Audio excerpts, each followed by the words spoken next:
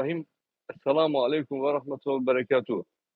Sultanım Şeyh Bahauddin Efendi Hazretleri, hoş geldiniz, sefa getirdiniz.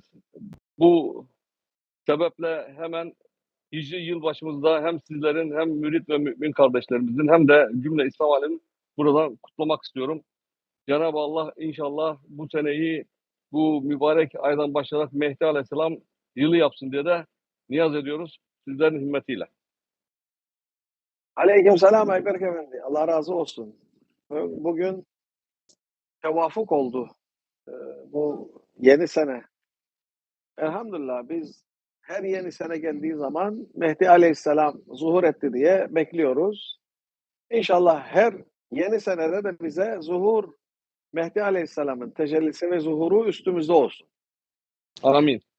Sheikh Bahauddin Effendi is greeting everyone, and he says today is the beginning of the new Islamic year, and every new Islamic year we are hoping for Mehdi alayhi salam to appear. But even if he didn't appear physically, we hope that his spirituality is upon us every year. Maşallah. Very good translating. Maşallah. Harun Efendi Türkçeyi maşallah çok güzel yaptı. Tebrik ediyorum Harun Efendi. I have to congratulate you Allah for razı your olsun. translating. Maşallah. It is make me very happy. Euzubillahimineşşeytanirracim. Bismillahirrahmanirrahim. Destur ya Seyyidi Meded. Destur ya Sultan Evliya Meded. Meded ya Rical Allah. A'inuna kunu avnen lana. Asa nahza bifadlillah. Evvela medet istemekte yarar vardır Ayberk Efendi. It is of great use to ask at first for spiritual support. Çünkü medetsiz biz bir işe yaramayız. Without spiritual support, we can't do nothing. Yani şimdi demişler ki eğri oturup doğru konuşmak lazım. Biz ikisi de eğri zaten. You have to sit not upright, but you have to speak upright. Çünkü insanlar artık bir hoş olmuş. The people that become funny. Bir hoş olmuş, become funny. Yani bak bunu bilmedi Ayberk Efendi, görüyor musun? Halbuki burada funny tipsler var. İmtihana soktuk Arun Fukara'yı.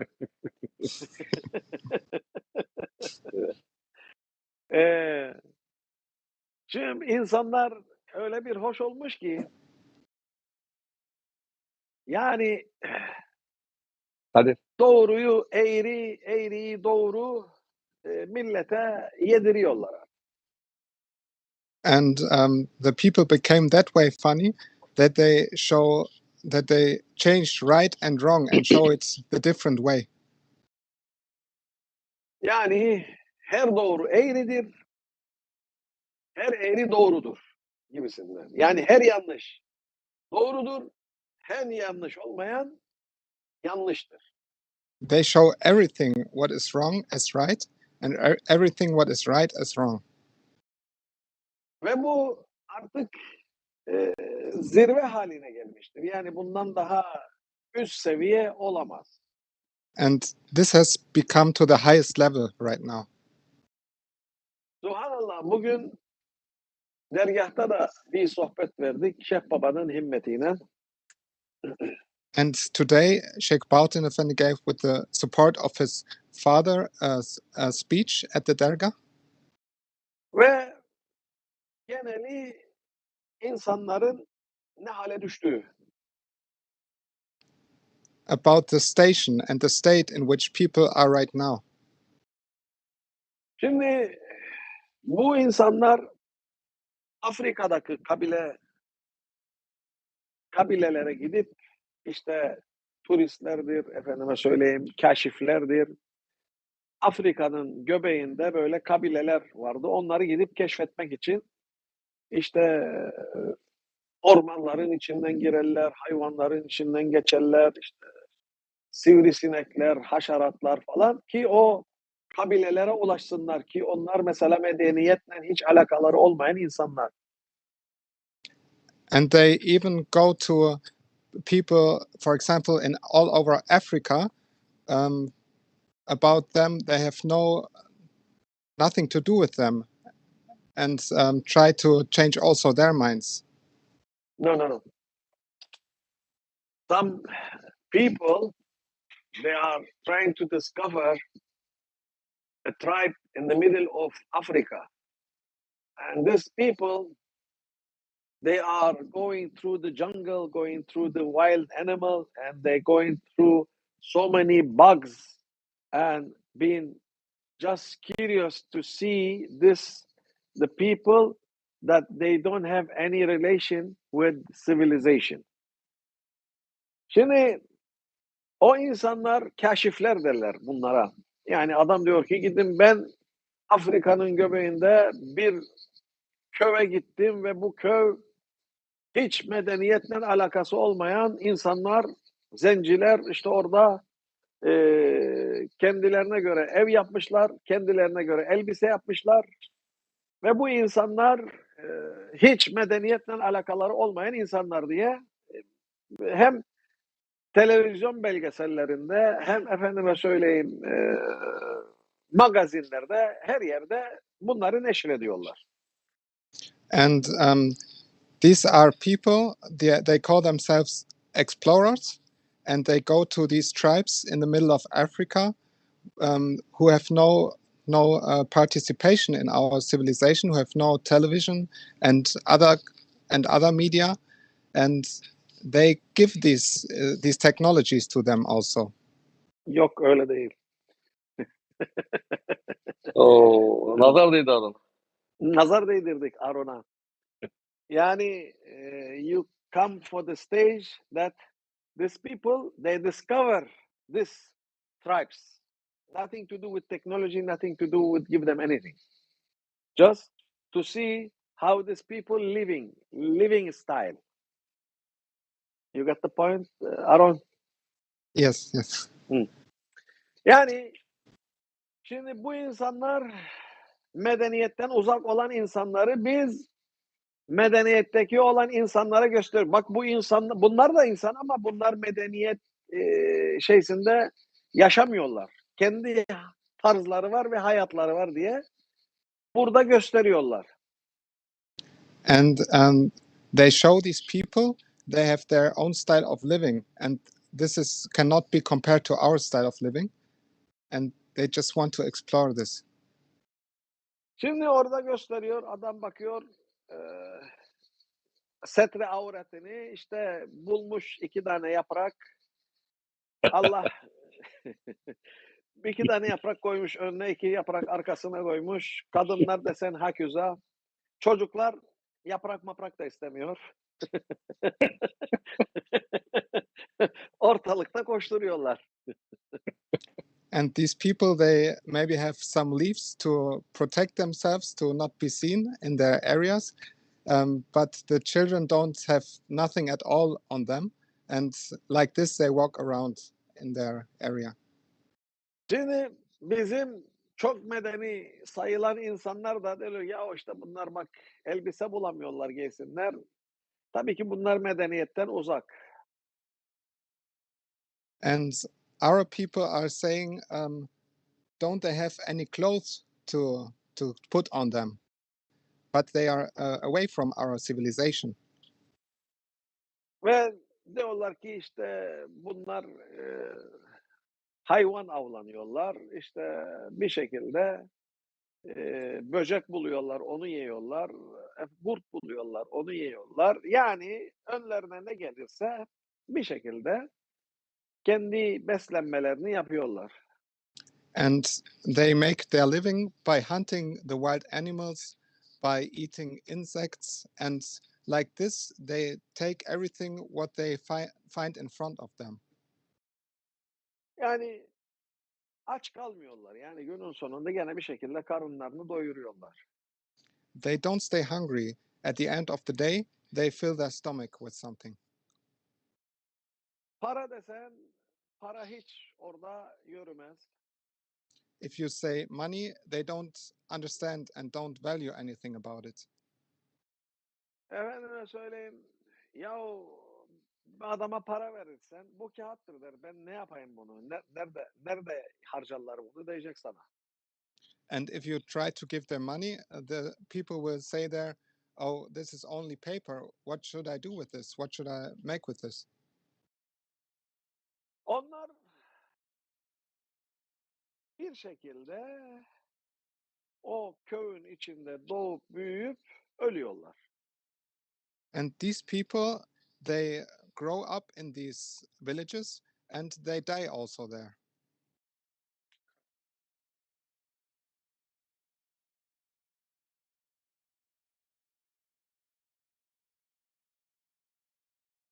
Bak para ödüyoruz biz. And we pay Bakkal, money. bakkal geldi kapıya onun için baba diyor para. Ama o Afrikalının öyle bir derdi yok. Baba bana para ver de bakkal geldi kapıya demez. And just came someone to the door to ask for money because he had bought something. But in Africa, there wouldn't be this problem. There's in this tribes. Acaba oraya mı gidelim? Ne yapalım? Ama hayvan avlanmamız lazım. Biz de onu bilmiyoruz. Neyse bakkal iyi. Sheikh Bahauddin just asked, maybe we should go there. There we have no problem with money, but we don't understand anything about hunting. So it is better to go here for the market. Bir de böcek kurt yiyecek halimiz de yoktur. Midemiz bulanır. And we don't have to eat insects also. Şimdi diyor ki işte tatlı niyetine efendime söyleyeyim karınca yuvasından böyle çıkarttıkları bir hayli karınca çatır çutur tatlı niyetine yiyorlar. Kraker mi?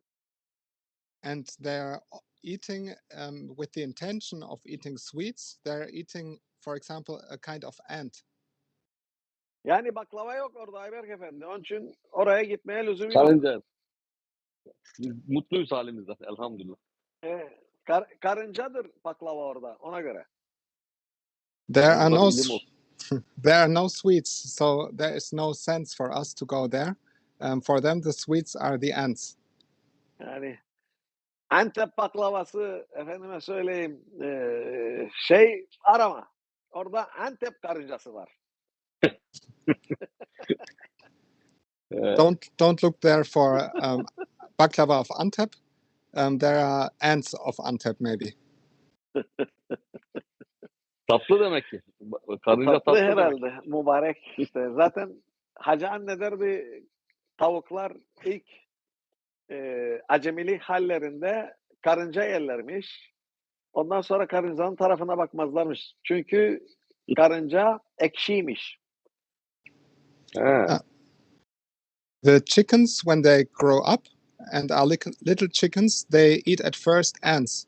But when they grow up a little, they don't look at the ants anymore because they don't have a nice taste. They have a sour taste.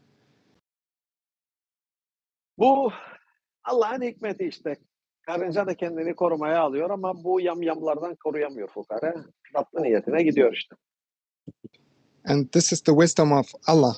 The ants are protecting themselves with this taste, with the sour taste, but they can't protect themselves from the African tribes there.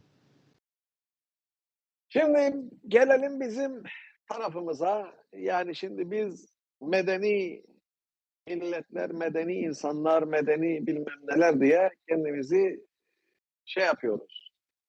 İftihar ediyoruz medeniyetlerle. And we claim to be something with our civilization that we have. Şimdi iniyoruz yollara. Millet Afrikalılar kadar çıplak.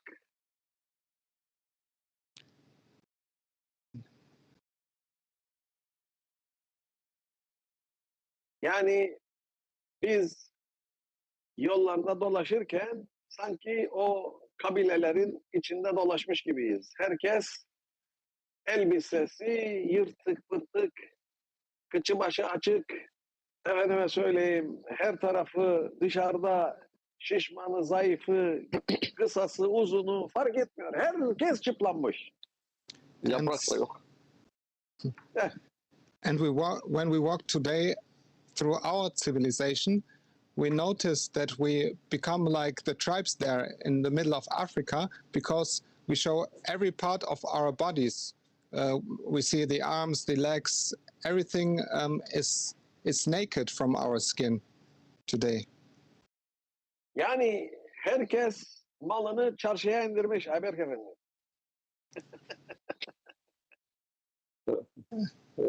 Nobody is covering themselves anymore with clothing. They are in the market now.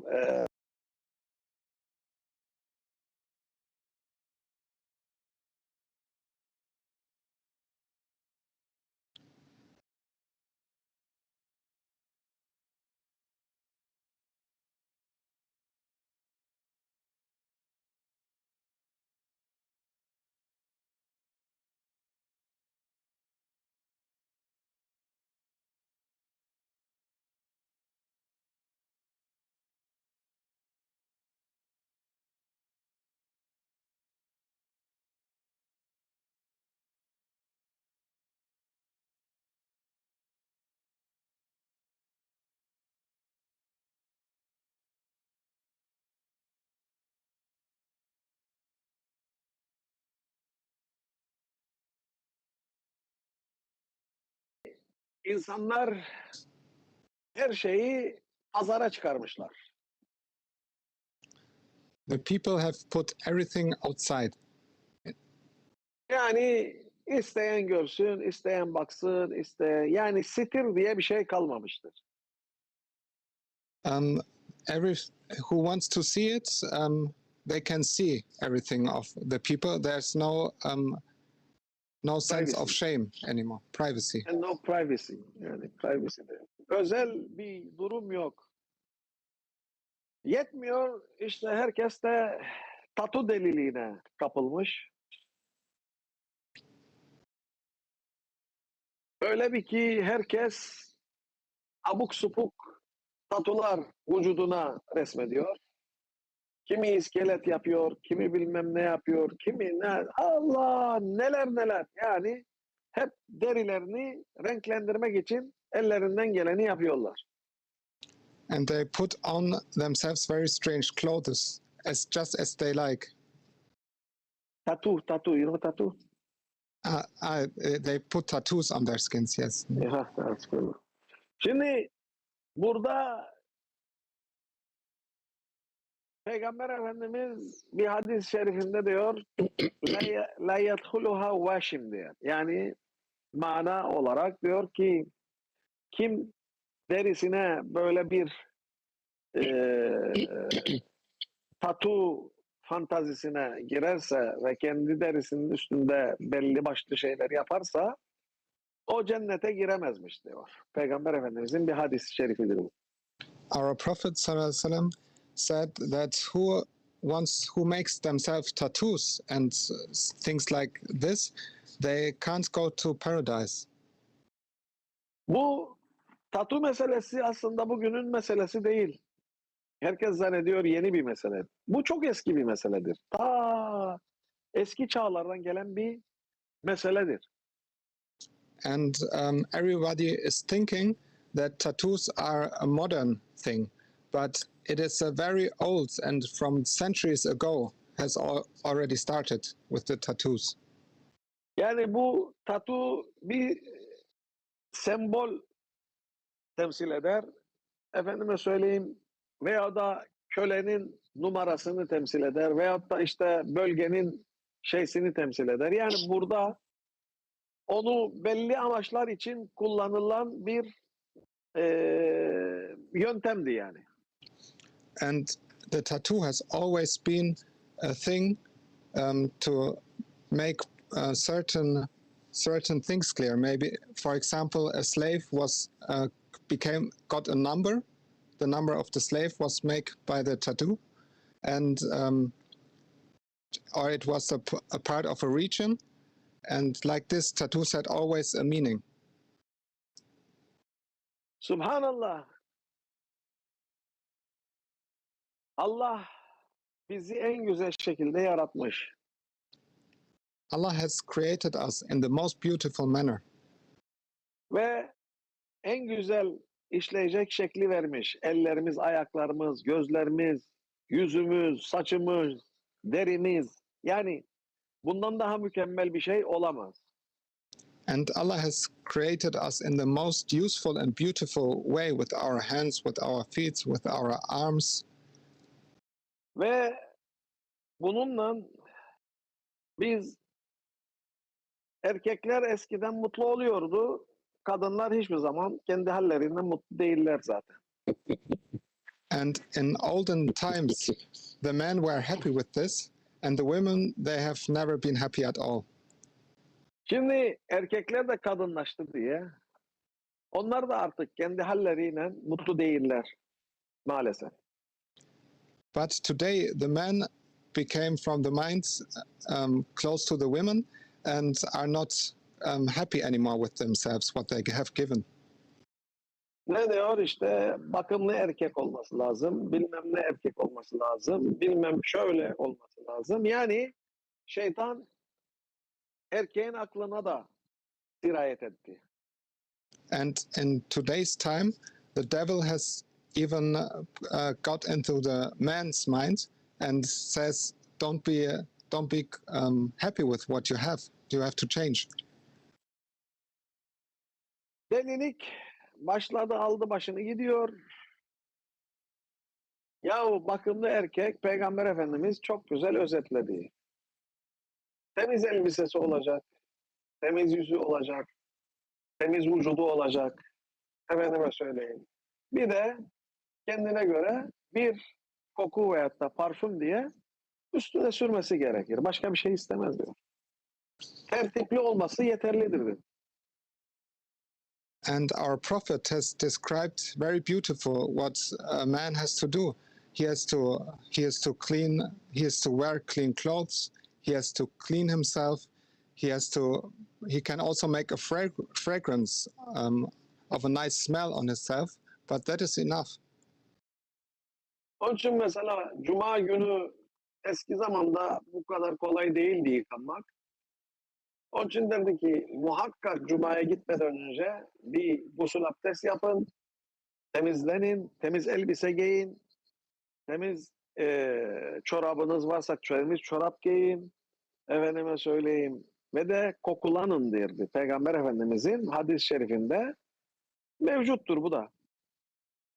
And in olden times, it was not so easy like today to wash yourself. So it was the manner and the recommendation of our Prophet ﷺ, that at least at the Jummah, for the Jummah prayer, you take the ghusl abtest, clean your whole body, and wear fresh clothes, and also make a nice fragrance upon you. Her şeyin basiti güzel, her şeyin efendime söyleyeyim erişebileceğin bir mesele güzel. Yani bir adam çok yakışıklı olur veyahut da bir kadın çok güzel olur. İlle ben onun gibi olacağım diye ameliyatlara girip de maymuna çevrilmekse daha iyi. Onu seyret de ki Allah'ım sen bana bunu verdin ben de buna kaniyim diyeceksin. And of everything, the simple way is the best way. For example, if there is a very beautiful man or a very beautiful woman, it is not good to say, I'm not so beautiful like them. I have to go for a surgery to become that beautiful. That is not good a way. Bu sefer herkes zannediyor ki işte güzellik salonlarına gittiğimiz zaman biz çok güzel olacağız. Efendime söyleyeyim berberin elinin altına geldiğimiz zaman çok bakımlı olacağız. Ya bilmem ne. Yani bu artık ticari maksada giren herhangi bir mesele o zaman bu iş bitmiştir. Yani sana kimse acımaz orada. Yani senden artık bir sağlanacak inek olunur. And today it became very material or this beauty thing. You think when you go for the beauty salon, you become much more beautiful, or when you go to the barber, the people will think you're more beautiful, and you become like a cow. Everyone gets your money from it. Bu mesele öyle bir noktaya geldi ki herkes inandı artık, dedi ki bu doğrudur. Eğri bir şey yoktur. Ya Allah her kulunu güzel yaratmıştır. Bak bunu unutmayın. And today we think this is the right way to go for all this beauty stuff. But we have to remember that Allah has created every one of His servants beautiful already. Çünkü Adem Aleyhisselam'ı mükemmel yarattığı için, biz de Adem Aleyhisselam'ın çocukları olduğumuz için o mükemmeliyet devam etmektedir. Yani noksanlık yoktur. Because Allah has already created Adam alayhi salam very beautiful. This beauty goes on in his descendants. So we have also this beauty on us already by birth. Ama onlar diyorlar ki hayır, biz maymundan geldiğimiz için yavaş yavaş bu seviyeye geldik diyorlar. Ama bundan sonrası da var diyorlar. But the people today say, no, we come from the monkeys, and for this reason, our development goes on, and we have to go for higher grades, for higher stations. Yani bugünün insanı inanmıyor ki bu mükemmeliyet ta Adem Aleyhisselam'dan gelmedir ve bu devam etmektedir. Onlar hayır diyorlar ki öyle bir şey yok. The people of today don't believe anymore that the beauty already came from Adam alayhi salam and will go on also in the following generations. They say there's no thing like this. We came from the monkeys, and like this the development goes on. Şeytan işte orada milletin aklıyla oynuyor. Eskiden kadınları ele almıştı, şimdi erkekleri de ele aldı. And like this, the devil is playing tricks to our mind. In olden times, he has played with the minds of the women, and today he is also playing with the minds of men. Buna ne derler Ayberk Efendi biliyor musun? Ahir zaman derler. And we call this time the end of times. Ahir zaman dediğin zaman orada bir düşünmek lazım. Yani bunun üstü yok. And if we say the end of times, we have to think about this. This is the last station. There's nothing beyond it. Onun için sohbetin başında dedik ki Muharrem ayı her geldiğinde Mehdi Aleyhisselam'ın zuhurunu bekliyoruz. O tecelliyi almak için Mehdi Aleyhisselam zuhur etse de etmese de bizim için fark etmez, ama bizim için her Muharrem ayı bir zuhur ayıdır. And like we said from the beginning of the sohbah, every year we have a new year, and every year we are waiting for the appearance of Mehdi alayhi salam. But every first month of the year, every Muharram, is a month of appearance. Onun sevabını almak isteriz, onun tecellisini almak isteriz ve kalbimizdeki o Mehdi Aleyhisselam aşkını bir kez daha alevlendirmek isteriz. And we want to get from the benefits, from the blessings of this month of Muharram, and we want to make our love bigger for Mehdi alayhi salam and become ready for him. Bu önemli bir meseledir. Mehdi Aleyhisselam bizim için her zaman en önemli meselelerimizden bir tanesidir. And this is a very important point, and Mehdi alayhi salam is always one of the most important points we're talking about. Şimdi Osmanlı bittiği zaman şeytanın saltanatı başlamıştır. When the Ottoman Empire had been finished, the sultanate, the kingdom of Shaitan had begun. Bu siyasi bir mesele değil, bu manevi bir meseledir aslında. And this is a spiritual matter. Ve bu dünyayı kapsayacak olan şeytanın saltanatının önüne Osmanlı set gibi durmuştu. And this kingdom of the devil that wanted to spread from the beginning all over the world, the Ottomans had hindered it. They blocked it to spread like this. Çünkü Osmanlı'da İslam aleminin halifesi, başı vardı. Because at the time of the Ottomans, there was the caliph, the head of the Islamic world.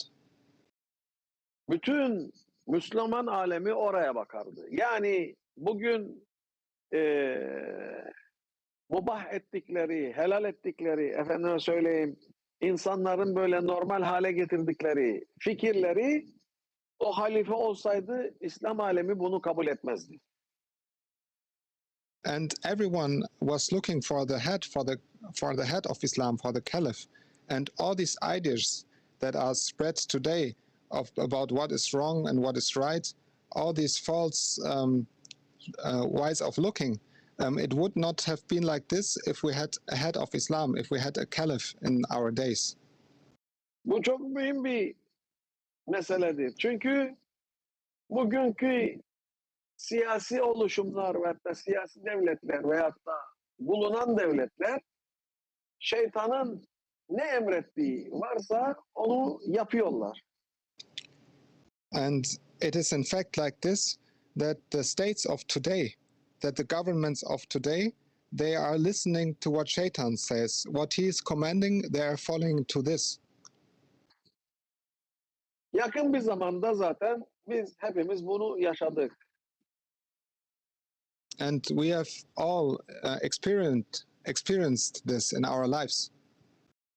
Şimdi pandemi dediler, Covid dediler, korona dediler ve bütün dünyayı 2 sene tam böyle değişik bir yerlere götürdüler. Şimdi emir bir yerden gelmeseydi, bak emir bir yerden gelmeseydi bu emre diğer devletler itaat eder miydi?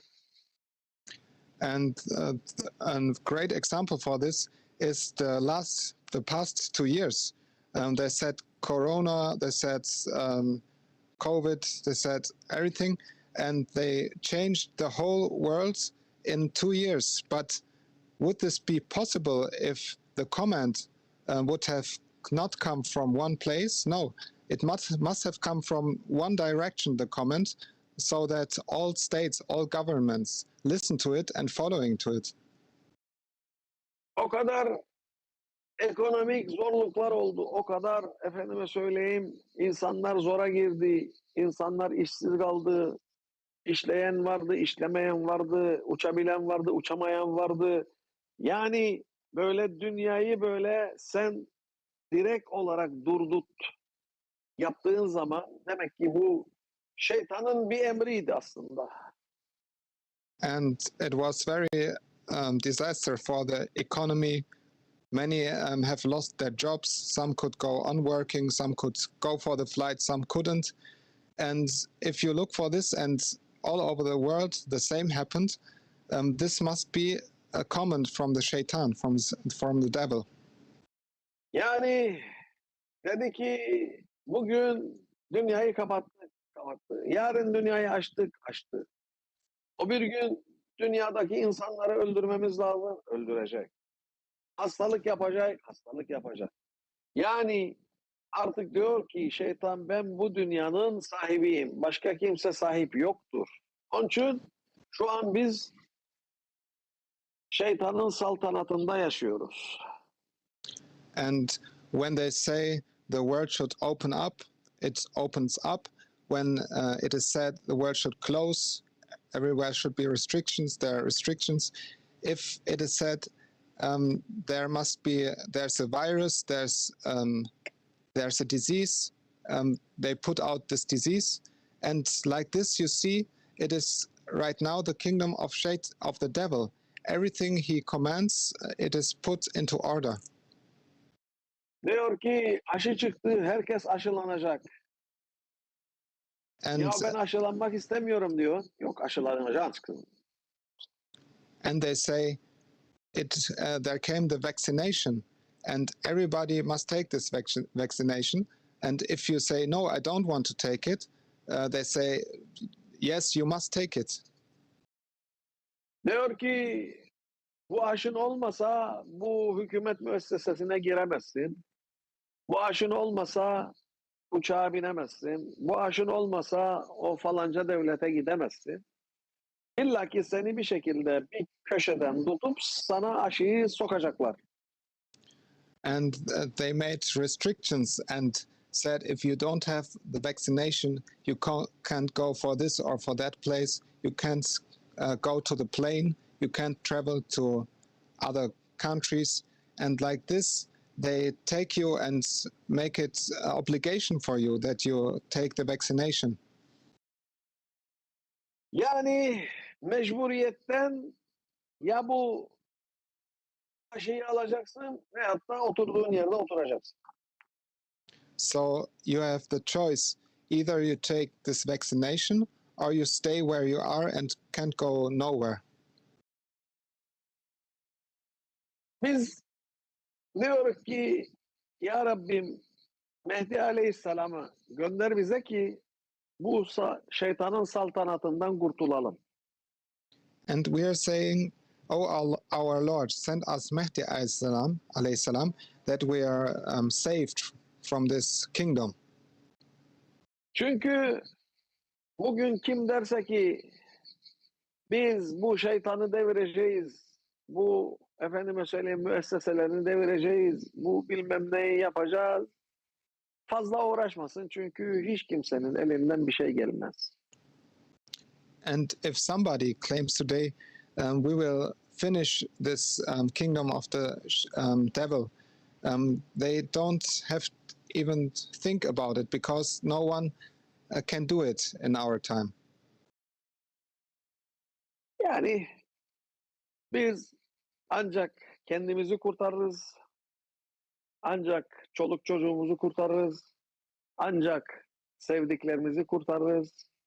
Onun ilerisine de gideceksek bile ya bizi bırakmazlar ya da insanlar bize gelmez. And what we can do is we can save ourselves, our children, our families, and our beloved friends. But if we try to go beyond this, they won't give us the opportunity, and the people won't come to us also. Çünkü şeytan öyle bir güzel örmüş ki ağını, inanamazsınız. Yani o örgüyü bir görseniz dersiniz ki ya bu 1000 sene yıkılmaz. And the devil has made such a system, such a big system that is so logical that you think it can't be changed in 1,000 years. Her şeyi hesaplamışlar, her şeyi düşünmüşler, her şeyi, her hareketi ve ellerindeki planı da harfiyen uyguluyorlar ve o plan da tıkır tıkır çalışıyor. They have made such a big plan with considering everything, and they have made for every scenario. They have made a plan. It is such a big thing they had made. And their plan is working as their program. Şimdi burada biz ne yapmamız gerekir diye herkes aklından geçen bir soru var. And everybody is asking themselves, what have we to do in this situation?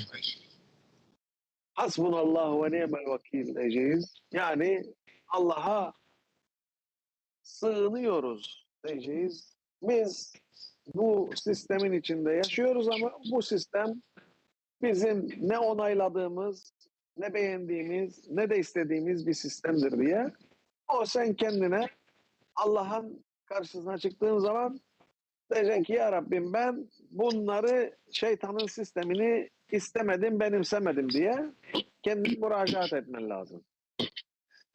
And what you can do, you can surrender to Allah Almighty, and in your heart you can be against the system. You can say, they have made the system of the devil, I don't accept it. And if Allah is asking you, you can say like this, I don't accept this, what they are making. Ve Peygamber Efendimizin hadisi şerifi var gene. Diyor ki imanın kamilse bir yanlış görürsen elinle düzelt diyor. And our Prophet ﷺ said, if you say something that is not right, you should change it by your hand. If your iman is strong. If your iman is not strong enough, yani imanın fazla güçlü değilse dilinle yani müdahale edin. Ya bu yanlıştır diye söylersin diyor. And if your faith is not that strong, you can try to change it with your tongue and say, this is not right. Şimdi bizim imanımız zayıf. Zayıf olan iman diyor ki kalbinden muğz etsin. Yani beğenmesin, istemesin. Yani bunu onaylamasın. And in our time, the faith has become very weak. And so we must just not accept it by our heart, what is done. Onu daha fazla imanın zayıf olduğuna işarettir. Yani artık bizde iman çok zayıf. Şimdi bu mesele zamana da uyarlanır. And this is the thing, that our faith is very weak in our times. Yani iman zamanında çok güçlüydü. Her şey eline müdahale edilebilirdi. And there was a time when the faith was very strong and everything could be changed by the hand. Ondan sonra bir zaman geldi, iman düştü yani genel manada. İnsanlar sadece ağızlarıyla müdahale edebildiler. And after this, there was a time where the faith became lower and the people only could change with their mouth, with what they are saying. Ve burada iman dünyada zayıfladığı için artık kalbinle buğz etmen lazım, onaylamaman lazım. O da dünyadaki iman zayıf demektir. Onun için bundan daha ileriye gidemeyiz. And because we are now in a time where the faith is very low, we just can not accept what is happening with our hearts. And this is the general situation of the whole world right now. İnsanlar tabii bunu anlamıyor. Zannediyorlar ki bu biz zafer kazandık Allah'a karşı. But the people don't understand this.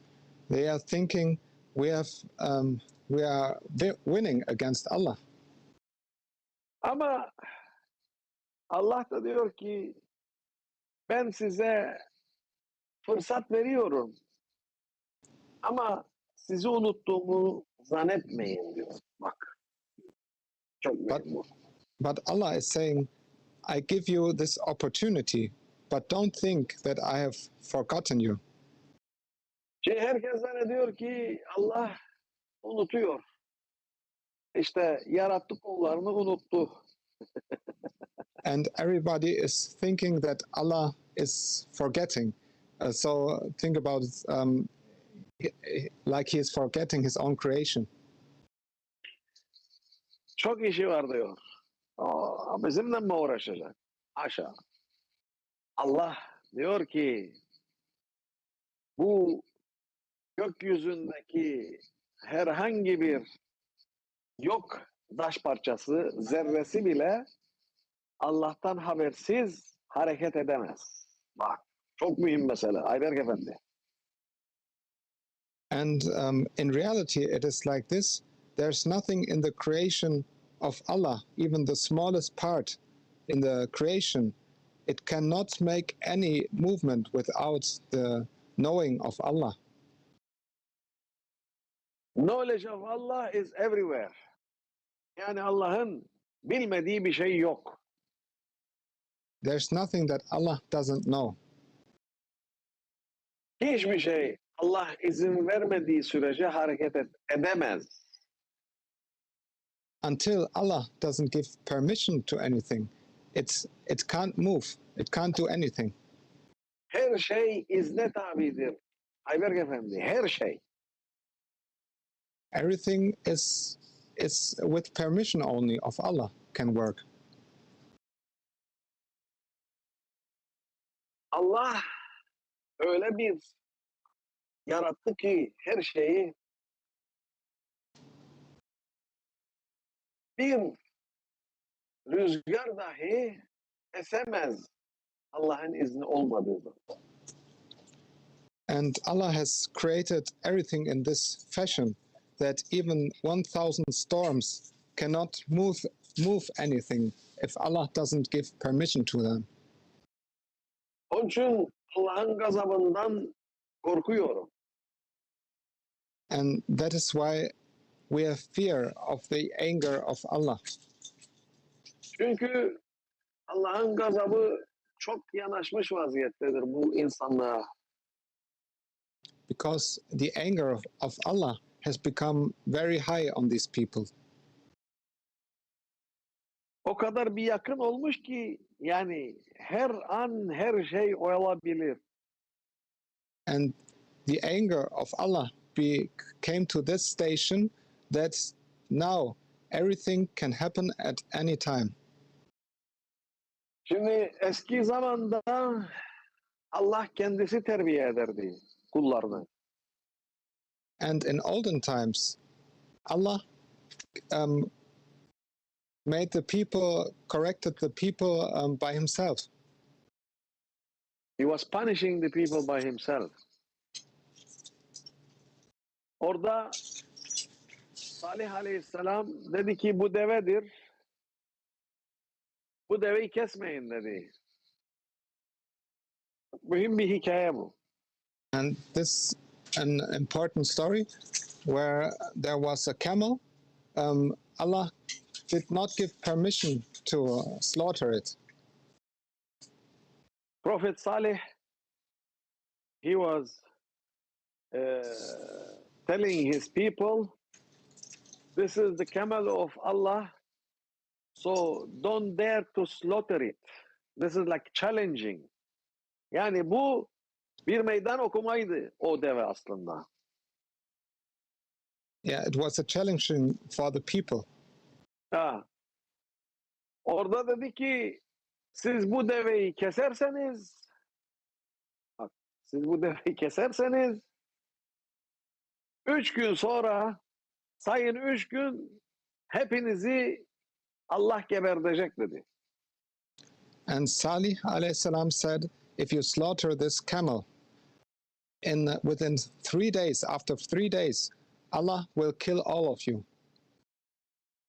Onlar dediler ki olur mu öyle şey?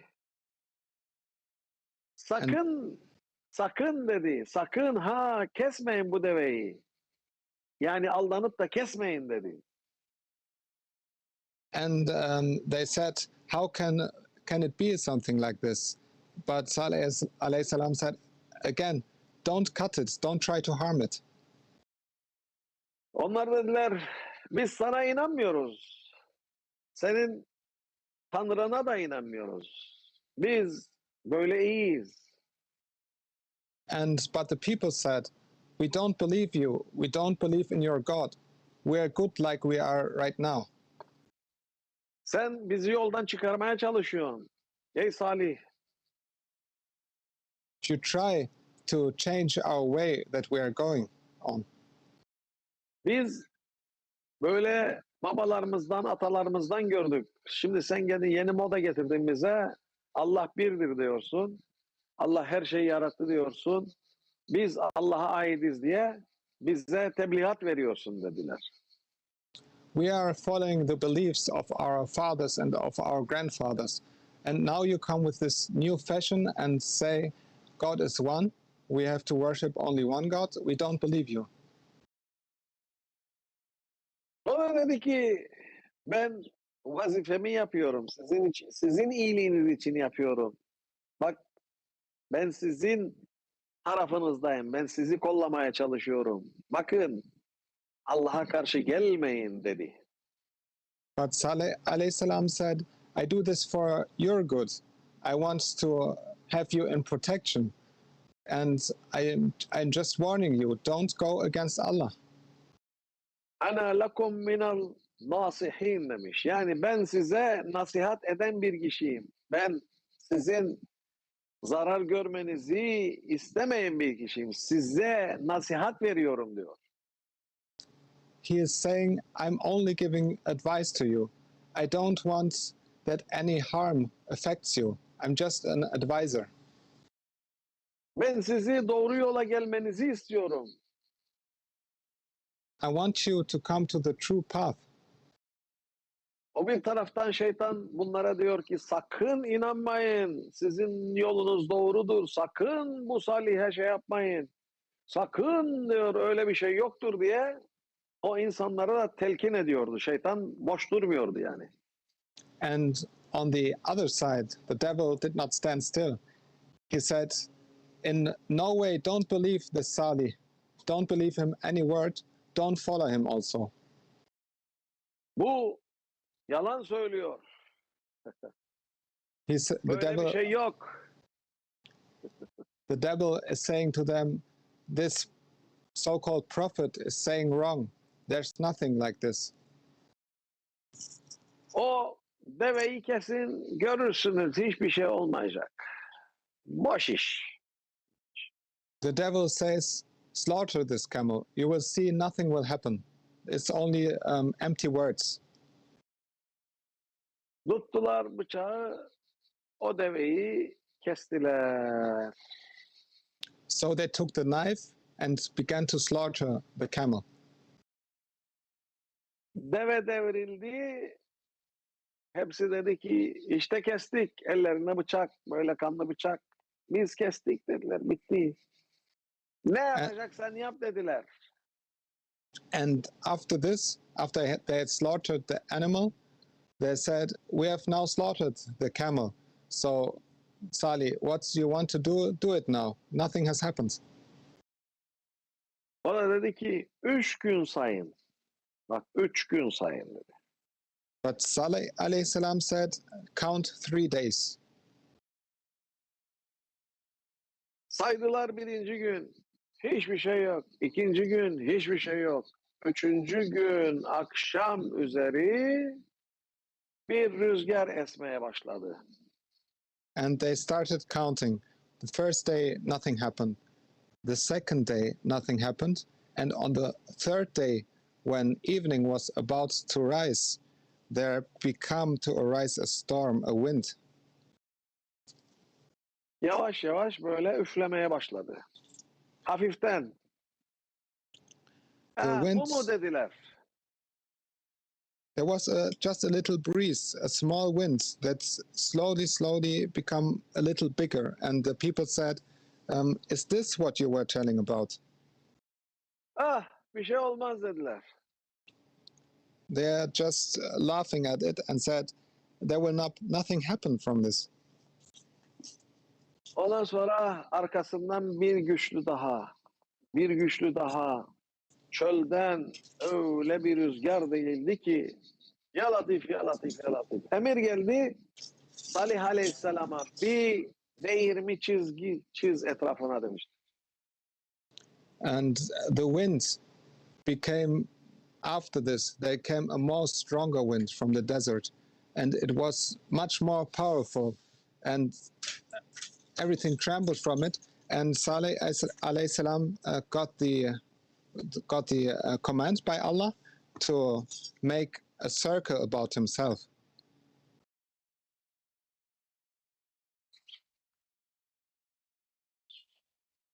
Salih Aleyhisselam Salih Aleyhisselam dedi bir değirmi böyle etrafında bir değirmi halka çizdi. Daire. Daire çizdi kendi inananlarıyla beraber. And Salih alayhi salam made a circle around himself on the ground with the people in it who were believing in him. Orada rüzgar şimdi böyle cam gibi oldu. Her şeyi seyrediyorlar oradan. Rüzgar adamları alıyor, çıkarıyor böyle 20-30 metre yukarıya. Ondan sonra bırakıyor, güm diye patlatıyor. Ondan sonra yine alıyor, yine güm diye patlatıyor. Evde sığınanları, kapıları kırıyor rüzgar. Kapıları giriyor, içeriden adamları alıyor, güm diye çıkarıyor. Tam bir hafta bu rüzgar devam etti. And Salih alayhi salam and his companions were witnessing everything from the safe circle they were inside, and they witnessed that the wind that became a huge storm took the people outside and made them to fly 20-30 meters in the air, and then they fell on the ground. And after they fell on the ground and were demolished, the wind put them again up 20-30 meters and let them fall down again. And even the storm came in the houses of people and took them out of their houses to make them fly up in the air and fall down again 20-30 meters. And this went on for 10 days. Bu öyle bir şey oldu ki içeride canlı kalmadı. And this happened in that fashion that no one stayed alive anymore. Bu şehir bitti. And this town was finished. Şimdi o insanlar direkt Allah'ın gazabına maruz kaldılar. Those people had experienced the direct anger from Allah. Şimdi bizim zamanımız Allah bu insanları birbirlerine kırdıracak. And in our time, Allah will make the people to destroy themselves. Olmaz deme. Don't say this won't happen. İşte burnumuzun dibinde hepimizin. Rusya Ukrayna'ya nasıl girdi? Aynı cins insanlar. And in front of our eyes, we all witnessing it. Russia has invaded Ukraine. Dedi mi bende böyle silah var da bunu kullanmayın? Her silahı kullandılar. And it was talked about, don't use this and that weapons, but they used every weapon they could use. Birbirlerine acıdılar mı? Did they make harm to each other? Yani hiç böyle ya o da bizim akrabadır, bizim kanımızdandır, bari fazla vurmayalım, az vuralım diye dediler mi acaba? So do you think that they were saying, this is our relative, we know this and that person, we go not this strong into them, we don't use this strong weapons. Do you really think that they were considering this? Did they have mercy on each other also? Yani birbirlerine böyle merhametle yanaştılar mı?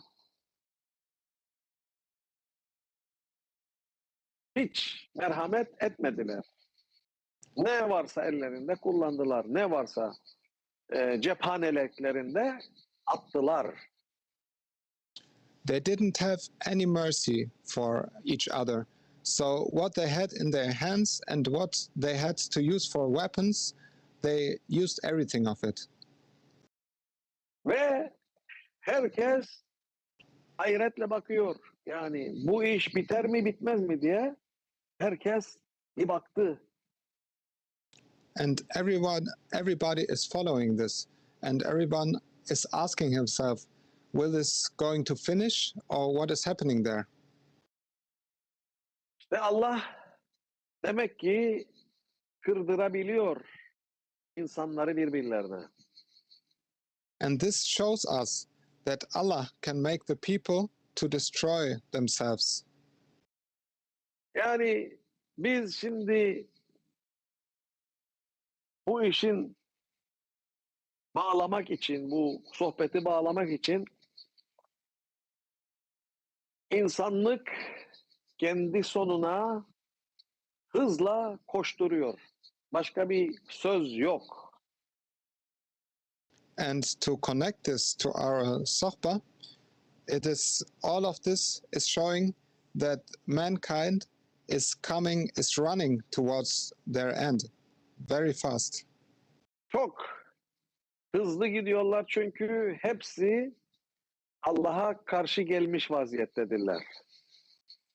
And everybody is running towards their end because everyone has become against Allah. Allah ne kadar sabredecek bilmiyoruz ama biz tabii aciz kullarız ama böyle bir şey gördüysek, bir şey bildiysek demek ki bundan ilerisi yok. And we don't know how much the patience of Allah will still be there. But as weak servants, we have witnessed all of this, and we can say there's nothing beyond it. It can't go farther than this. O çok mühim meseledir ki yani böyle bir mesafe kalmaması yani herkesin gördüğü, herkesin bildiği bir noktadayız. And we are now at a point what everybody knows and what everybody sees and is witnessing. Yani bir mesafe olursa belli olacaktı. Ama şimdi tam mesafenin en son demlerinde olduğumuza kanaat getirmişim ben kendim. And if we had a little distance from what was happening, we would not be that close to the things that are happening, but we are all inside it. Ha. Onun için bu tövbe istiğfarı çokça yani fazla tövbe istiğfar yapın ki bu ateş geldiği zaman size dokanmasın. So what we can do, we can ask our Lord as much as we can do for forgiveness. So when the fire and the anger is coming in our direction, it should not harm us and not touch us. Onun için estağfurullah lazım ve tuğbu ileyh en az 100 kere günde yapılması iyi olur. And so it is the recommendation of Sheikh Bahauddin Efendi that we make the zikr astaghfirullah al-azim wa tubu ilayh at least 100 times a day. O en azından belaları, ateşi, efendime söyleyeyim zararı üstümüzden alır. And this shall take at least the punishment and the bad things that come upon us should take away from us. Ayeti kerimedir. وَمَا كَانَ اللّٰهُ يُعَذِّبُهُمْ وَهُمْ يَسْتَغْفِرُونَ. Yani diyor ki Allah onlara eziyet etmez, onlar istiğfar ettikleri sürece. Şimdi biz de o niyetle onu tavsiye ediyoruz herkese. And Allah is also saying this in His Holy Quran, that as long as the people are asking Him for forgiveness, He will not harm them. Bu çok önemli bir nasihat olsun. وَمِنَ اللّٰهِ التَّوْفِيقِ بِحُرْمَةِ الْحَبِيبِ بِحُرْمَةِ الْفَاتِحَةِ. This was a very important advice for us. Evet, Allah razı olsun. Sultanım Maşallah. şimdi dilinize kalbinize sağlık. Yani ilhamınıza sağlık. Bu çok güzel değerlendirme yaptınız da bir sorum olacak. Şimdi dünya bu kadar karmaşık ve çetrefelli bir haldeyken dünya insanların hali sizce ne durumdadır? Bunu nasıl değerlendiriyorsunuz? Yani şu anda ben baktım böyle havaalanındaki kuyruklar, yollardaki kuyruklar, tatil meseleleri ve insanlar içinde bütün bu olayların dışına çıkmış bir şekilde hala dünyevi koşulların derdine düşmeleri, bunları nasıl değerlendiriyoruz? Bu gaflete mi giriyor? Neye giriyor? And Bunu Ayberk Fendi is asking after this sohbah, what is Sheikh Bahauddin Effendi saying about the situation? Although what is happening around the world, everybody is seeing war and things like this. The people are still going for vacation and thinking about their worldly matters. What is Sheikh Bahauddin Effendi saying to this? Şimdi bir insanı bir odada tutarsan, her şeye de aç bir şekilde, yani mesela seyahata aç, yemeğe aç, efendime söyleyeyim şeye aç, bir odada tutarsan o insanı, ondan sonra o kapıyı açtığın zaman o insan ne yapar? And Sheikh Bahauddin Effendi is saying, what is when a person is locked into his room and stays hungry and can't eat anything and stays a long time in this room? What is happening with this person when you when you lock up the door? İşte bu insanların hali budur Ayberk Efendi. kapıyı aralık görünce hemen dışarı fırlar. Çıktılar. Şimdi bunlar öyle bir çıktılar ki yani yine kapatılacak korkusuyla. And this is the answer also of this question. And just like the door is opened, they run out of it. They run out and searching for their freedom, and they also have the fear of that this freedom will be taken away again soon. Bütün mesele budur Ayberk Efendi. Yani bu anormal bir meseledir. Normal bir mesele değildir. Yani gözlendiğin doğrudur. Yani hiç görmediğimiz gibi bunca yıldır yani bir havaalanında karmaşıklık, bir kalabalık, bir kuyruk, yollar aynı. Yani hakikaten ben bile şaşırdım yani bu kadar kalabalık beklemiyordum. Yani herkes hücum ediyor. Hücum gidiyor işte. Dediğin gibi yani insanlar biz serbest olduk. Fakat da yine kapatılırız. Şimdi ne kadar fırsat varsa bunu ganimet olarak görüyorlar. And the people are using this opportunity of freedom and say, as long as we have this freedom, we should use it as much as we can. And Ayberk Fendi has said, at the airports, he has never seen so much people who want to go to vacation. And this is the state of the people right now. Peki sultanım gaflet yani bu durum neresindedir? Bu şartların içinde bir gaflet kelimesi kullanabiliyor mu? Çünkü gaflete girer mi? Hepsi gafil. Gaflet yok, gafil. Gaflet, haberin yok. Gafil, hiç orada değilsin. İçinde bulunduğu zamandan haber Hiç olmayan orada değil. gaflettedir. Gaflettedir diyor Efendimiz değil mi? Yok, Çok güzel gaflet tabir ettiniz. gafil, Allah'a emanet. Allah'a sığınırız. Çok güzel tabir ettiniz. O kadar basit işte yani. And Ayberk Fendi is asking, is this going to unawareness these people? And Sheikh Bahauddin Effendi says, no, it is not unawareness, because it means unawareness means they are still there, but the people are not there at all with their minds. So it is gafil. Unaware. Go on yani. Çok güzel bir tespit sultanım. Yani şimdi bu kadar Ruslar gazı kesmiş. Bugün haberlerde de okuduk. Hannover'de olduğu gibi kamu binalarındaki bütün gazları kesmişler. Yani durumlar bu hal envali içindeyken insanların her şeyi unutup da bir şekilde böyle bir gaflette olmaları ve o gaflet arasında içindeyken de bu tehlikeli sizin biraz önce bahsetmiş olduğu durumlara yakalanmaları An meselesi var. Ha. Değil mi? İşte bu şeye Doğrudur değil benzer. mi? Tabii ki bu şeye benzer işte. Gaflet ya yani deveyi kesmeyi ver yani. Evet. Gaflet işte oyunda. Yok be deveyi keseceğim de bakayım ne netice olacak. Sen şimdi herkes deveyi kesmiş vaziyette yani. Halbuki Salih Peygamber söyledi, haber verdi, geliyor başınıza dedi değil mi? Ya dedi Yapmayın. bunu ellemeyin diyor. Ben sizin tarafındayım. Sakın ellemeyin bunu. Olur mu diyor. Göreceğiz. Hadi gör bakalım işte. Burada da evliyalar bahsediyor bu içinde bulunduğumuz zamandan, doğru mu? Ve hala insanlar o kavmin yaptığını bir şekilde aynısını yapıyor, uyguluyor. Tabii İnanmıyor. aynısıdır. Yani tarih tekerrürden ibarettir. Aron, And today it is like in the story Sheikh told from the beginning of Salih alayhi salam, where there was said, "Don't slaughter the camel," but the people are slaughtering this camel by being unaware and don't looking for what is happening in the world and say nothing will happen to us.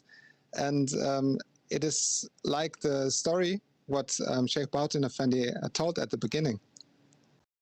yani sizin sohbetlerinize bakıyoruz, dinliyoruz. Şeyh Mehmet Efendimizin sohbetlerine bakıyoruz her gün. Durmadan ikaz, uyarı, ikaz, ihtar, yani tembih, nasihat hepsi var işin içinde. Fakat bir de etrafımıza bakıyor sultanım, tam ters. İstikamet ters. Yapacak bir şey yok. Allah'a sığınırız. Allah sizleri başımızdan eksik eylemesin. Allah razı olsun. Her Allah şey sizlerden razı için olsun. yani her şeyden bir hikmet almak zorunluluğumuz vardır. Hikmet gözüyle bakmak zorunluluğumuz vardır. Hikmetle de hareket etmek zorunluluğumuz vardır. Aksi takdirde hepimiz tostlarız. And it is our responsibility to look in everything for the wisdom, to look everywhere for wisdom, and to act in everything with wisdom. And if we don't do this, we will run against the wall. Bu kadar basit işte. Allah sizleri başımızdan eksik eylemesin sultanım. Aslında siz yaptığınız nasihatlara uyum sağlasak, teslim olsak her şey yolunda gidecek de hiç endişe de olmayacak. Biz de teslim olamıyoruz. Yani şimdi biz de teslim olduk desek yalan söyledim. İşte dünyada yaşıyoruz yani. O işin kötü tarafı o. And the bad thing about our time, we're living in this world right now, and no one can today surrender completely to Allah Almighty. Onun için tövbe istiğfar en iyi kapı. So the best door is asking for forgiveness. Yoksa ya ben iyiyim de sen kötüsün diye de öyle bir şansımız bile yok yani söylemek için. Yani dürüst olmamız lazım. And we mustn't even say, "You're good, I'm bad," or "I'm bad, you're good." We don't have this chance today. We have to be honest in ourselves yani. Yani dürüst olmak gerekir yani. We have to be sincere. Evet Ayberk Efendi. Allah razı olsun sultanım. Nasihatınız başımızın üstünedir. Allah bizleri anlayan kullardan eylesin inşallah. Amin. Eteğinizden ayırmasın bizleri. Şef babanın eteğinden. Biz bir şey değiliz. Sizin şimdi bize yakın olan sizsiniz. Biz ilk yakın kimse ona tutunuruz. Gömleği sen yapıyorsun zaten. Gömleği sen yapıyorsun. Onun için böyle gömleğe takma. Estağfurullah. Himmetimiz olmasa hiçbir şey yapacak durumda değiliz. Estağfurullah. Herkese selam ederiz. Allah razı olsun. Selamun aleyküm. Herkes Mehmet Efendi, Harun Efendi, kim başka vardı ya? Vural Efendi var. Derviş İsmail, Vural Efendi, hepinize selam ederiz. Aleykümselam sultanım. Kendinize iyi bakınız. Hayırlı günler dilerim. Esselamu aleyküm ve rahmetullahi ve berekatuhu. Allah bizi dairem içinden bizi ayırmasın sultanım. Amin amin. Görüşmek üzere. Selamünaleyküm.